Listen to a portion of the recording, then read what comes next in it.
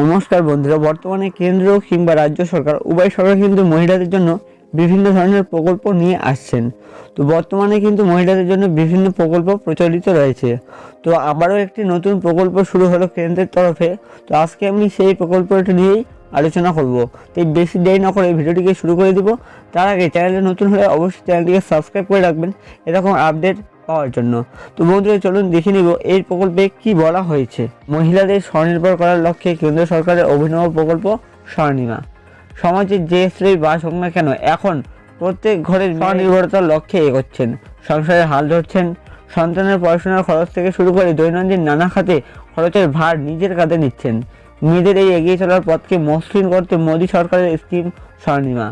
National backward class finance and development corporation এই প্রকল্পের সূচনা করেছেন। অনগ্রসর শ্রেণীর মহিলারা এই স্কিমের আওতায় আসতে পারেন। তো বন্ধুরা, এই প্রকল্পের নাম হচ্ছে স্বনির্ভর প্রকল্প, যেটা কিন্তু মহিলাদের আরও এক ধাপ এগিয়ে যাওয়ার অর্থাৎ স্বনির্ভর করার লক্ষ্যে এই প্রকল্পটিকে আনা হয়েছে। তো চলুন দেখে নেওয়া যাক আর কি কি বলা হয়েছে বিস্তারিত। স্বনির্ভর ঋণ প্রকল্পে একজন মহিলা 2 লক্ষ টাকা অবধি ঋণ পেতে পারেন। তবে এই ঋণ পাওয়ার ক্ষেত্রে শর্ত, পরিবারের বার্ষিক আয় 3 লক্ষ টাকা পর্যন্ত হতে হবে। সুদ দিতে হবে বছরে 5% হারে। 3 মাস অন্তর সে টাকা দিলেও চলবে। সর্বোচ্চ 8 বছরের মধ্যে ঋণ শোধ করার সুযোগ থাকবে উপভোক্তার হাতে। এই প্রকল্পে একজন মেয়ে নিজের পড়াশোনার খরচ চালাতে পারে কিংবা নতুন কোনো ব্যবসাও শুরু করতে পারেন। এমনকি নিজের ব্যবসার বাড়তেও এই প্রকল্পে সহযোগিতা করবে। এছাড়া চিকিৎসা খরচ, বাড়িঘর তৈরি কিংবা সন্তানের লেখাপড়ার কাজেও ব্যবহার করতে পারেন ঋণের টাকা। তো বন্ধুরা, স্বনির্ভর প্রকল্পে কিন্তু আপনাকে 5% হারে টাকা দেওয়া হবে, অর্থাৎ আপনি যে 2 লক্ষ টাকা নেবেন সেটার মধ্যে 5% আপনার ইন্টারেস্ট নেওয়া হবে, যেটা কিন্তু আপনি 3 মাস অন্তর অন্তর দিতে পারেন। এবং এই ঋণ শোধ করার সর্বমেয়াদী টাইম হচ্ছে 8 বছর। তো 8 বছরের মধ্যে কিন্তু আপনাকে এই ঋণ পরিশোধ করতে হবে।